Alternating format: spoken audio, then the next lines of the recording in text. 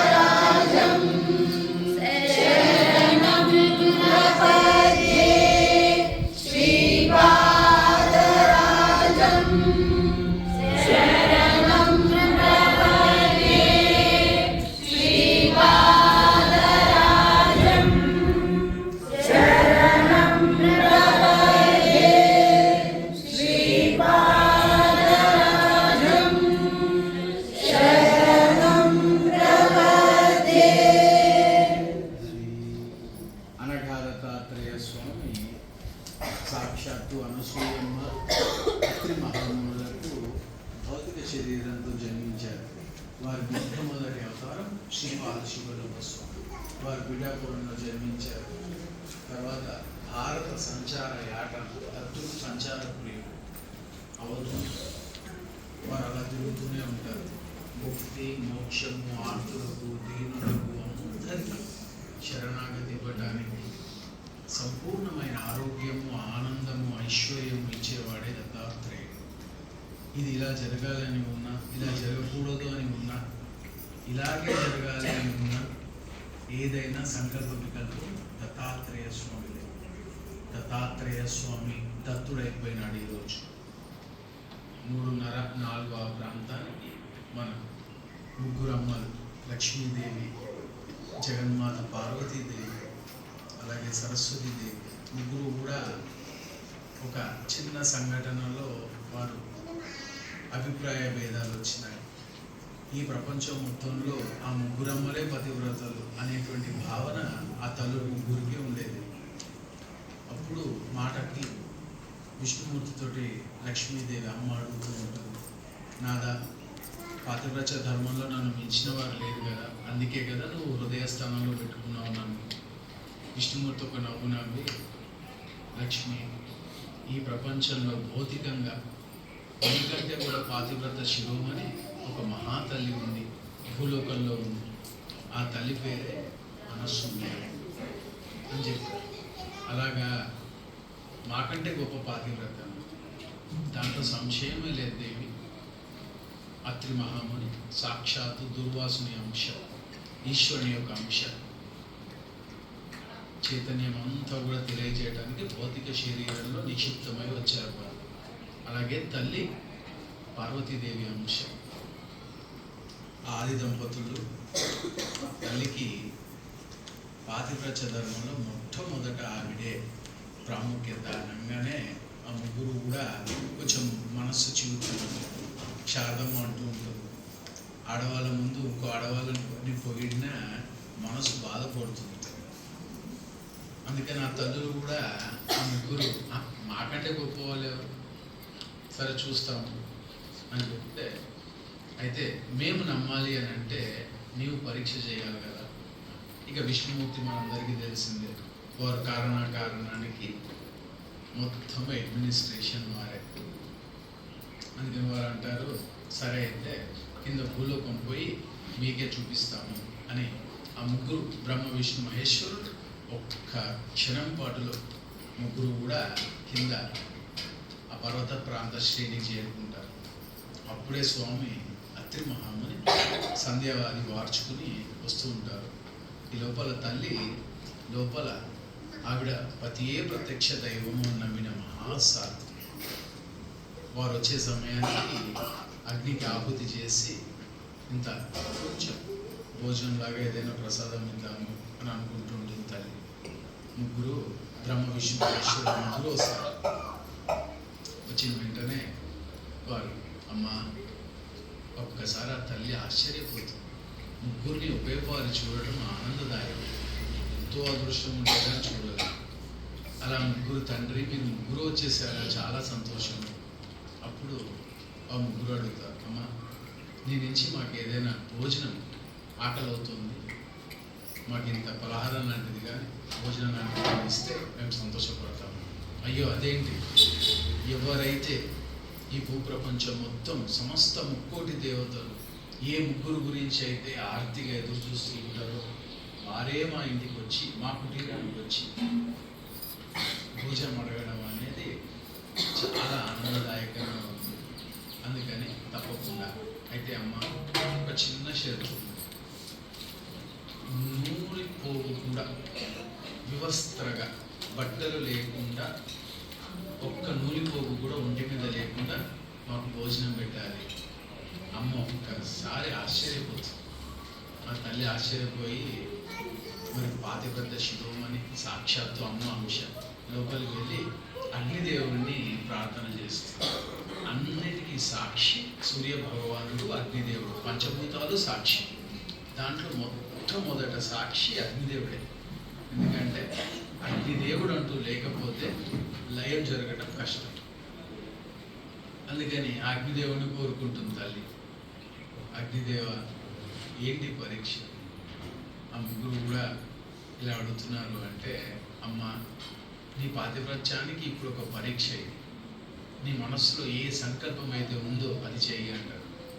అంతే. ఆ తల్లి ఒక్క దృష్టితోటి ముగ్గురిని చిన్న చిన్న 3 నెలల పసికందులను చేసేస్తుంది. 3-4 నెలలు ముగ్గురు వాళ్ళ కేరింతలు కొడుతూ ఏడుస్తూ ఉంటే ఆ ముగ్గురిని ఎత్తుకుని లోపలికి వెళ్ళి తల్లి పాలిస్తుంది అమ్మ.